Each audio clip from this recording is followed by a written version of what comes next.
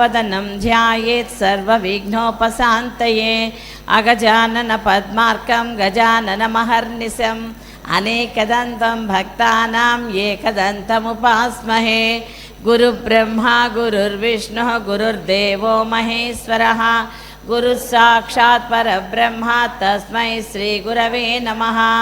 वागर्धाविव सम्पृक्तौ वागर्धप्रतिपत्तये जगतः पितरौ वन्दे पार्वती परमेश्वरौ।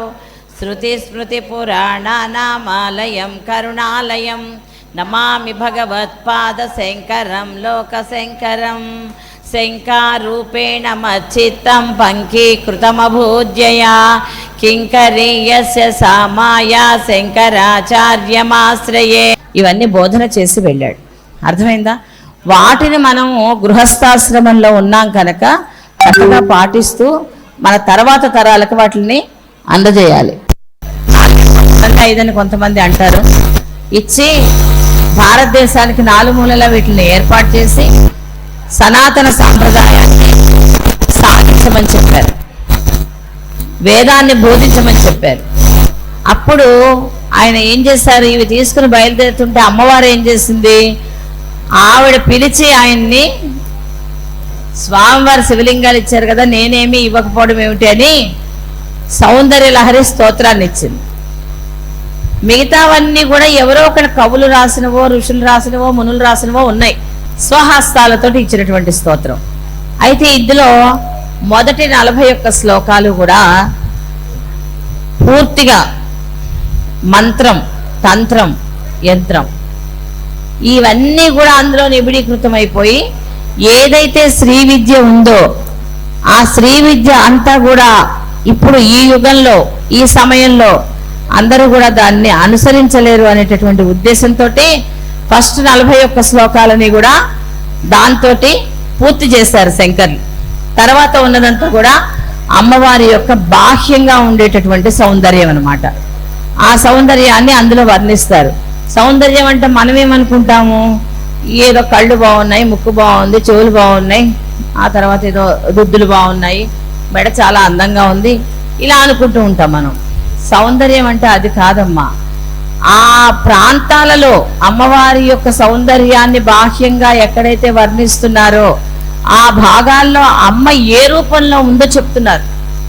ఆర్య ద్విశతి స్తోత్రాన్ని ఒక దాన్ని చెప్తున్నా నేను, వింటున్నారో మీరు ఎప్పుడైనా? లేదో వినండి ఒకసారి, అది కూడా యూట్యూబ్లోనూ. ఆ స్తోత్రంలో ఏ ఏ భాగంలో అమ్మవారు ఏ రూపంలో ఉందో చెప్తూ ఉంటారనమాట. అందుకని మన శరీరానికి దాన్ని అన్వయించుకుని ఆ భాగంలో అమ్మ ఉన్నట్లుగా మనం ఆరాధన చేసినట్లయితే శరీరానికి గట్టితనం అంటే ఎప్పటికీ చచ్చిపోకుండా ఉండడమా? బతికున్నన్నాళ్ళు భగవత్ సేవ చేయగలగడం. ఎందుకుంది శరీరం? పూర్వజన్మలో చేసుకున్నటువంటి కర్మలను తొలగించుకోవడానికి మళ్ళీ ఈ జన్మ ఇచ్చాడు భగవంతుడు మనకి. దానికి ఒక భర్త, ఒక భార్య, ఒక పిల్లలు, ఒక తల్లిదండ్రులు, ఒక అత్తమామలు, ఒక స్నేహితులు, ఇంతమంది ఉంటారు. వీళ్ళందరితోటి కిందటి జన్మలో నీకు సంబంధం ఉంది. వాళ్ళందరి సంబంధాన్ని కూడా ఈ జన్మలో మళ్ళీ నువ్వేం చేస్తున్నావు? వాళ్ళతో ఉన్నటువంటి రుణాలను తీర్చుకుంటున్నావు అనమాట.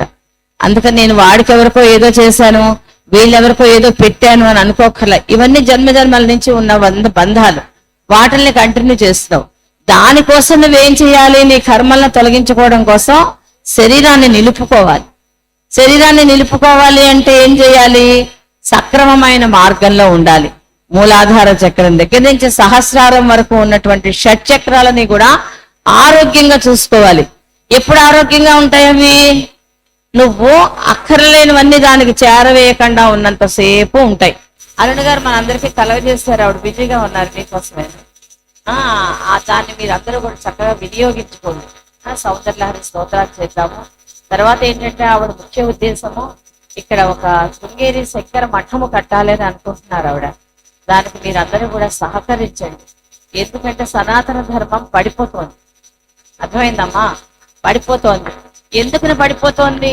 మనం పట్టించుకోకపోవడం వల్ల పడిపోతుంది.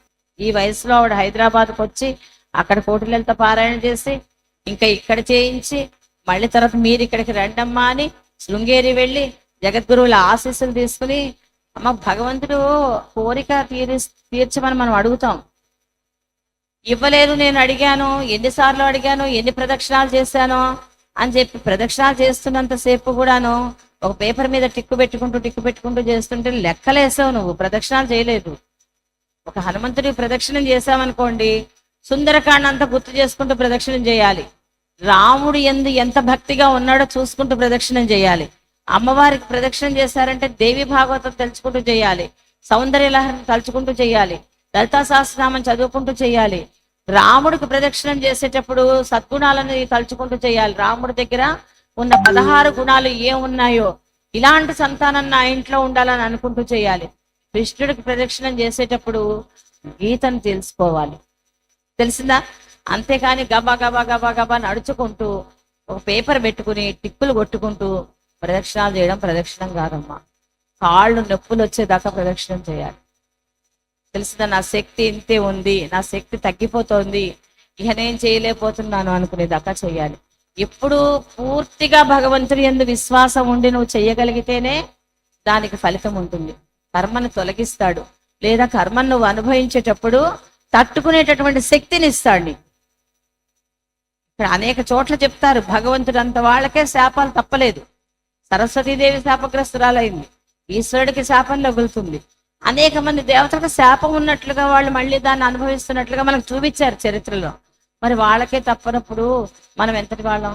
60 ఏళ్ళు, 70 ఏళ్ళు, 80 ఏళ్ళు, లేకపోతే ఇంకా ముందో పోయేవాళ్ళం. మనకెంత ఉంటుంది చెప్పండి, అవునా కదా? అందుకోసం అని చెప్పి ప్రతిరోజు గృహస్థాశ్రమంలో ఉన్నటువంటి ప్రతి ఒక్కరికి గృహ సంబంధమైనటువంటి విషయాలు ఉండాలి తప్పకుండాను. కానీ అది శాశ్వతం అని మట్టుకు అనుకోకూడదు.